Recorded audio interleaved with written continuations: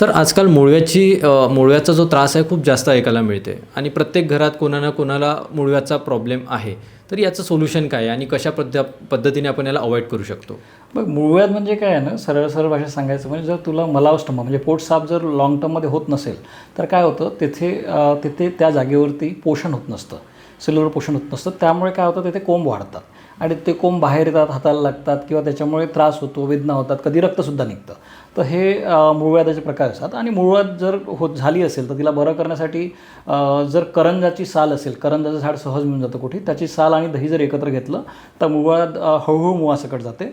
याच्यावरची पुन्हा चांगली रेमेडी ही ताक, घरामधलं जे ताक आहे ते सकाळ दुपार संध्याकाळ एक ग्लास जर ताक घेतलं गेलं तर मुळासकट जाण्यास मदत होते. त्यासोबत हिरड्याचं चूर्ण जे आहे ते सकाळ दुपार संध्याकाळ किंवा सकाळ संध्याकाळ अर्धा चम्मच किंवा एक चम्मच आवश्यकतेप्रमाणे जर घेतलं तर आपल्याला खूप चांगली मदत होते मुळव्याध दूर करण्यासाठी. मलावस्टंभ जर दूर करता आलं तर मुळव्याध पूर्णपणे दूर होऊ शकते 100%. सर, मुळव्याधचं ऑपरेशन झाल्यानंतर पुन्हा ऑपरेशन करायची गरज पडतात. तर हे प्रॉब्लेमचं सोल्युशन काही आहे परमनंट? आयुर्वेद काय पूर्णपणे मुळव्याधलं सोल्युशन आहे? हो, काय आहे, मुळव्याधचं जेव्हा आपण ऑपरेशन करतो ना त्यावेळेला निघलेले बाहेरचे कोंब आपण फक्त कापून टाकत असतो. पण ते ऑपरेशन झाल्यानंतर कोंब कापले पण त्याची पॅथोफिजिओलॉजी, ज्याला आतमध्ये एक क्रिया घडलेली आहे, ती बिघडलेली क्रिया बदलत नसतो. फक्त बाहेर आलेली गोष्ट तेवढी सर्जरीने काढून टाकणे एवढा मार्ग असतो. पण आतमधली पॅथोफिजिओलॉजी तशीच आहे.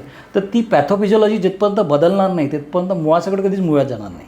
तर ती पॅथोफिजिओलॉजी बदलायची असेल तर ऑपरेशनपेक्षा आवश्यकता असते ती म्हणजे ॲक्च्युअल कॉन्स्टिपेशन दूर करण्याची किंवा तिथे त्या जागेवरचं पोषण करण्याची.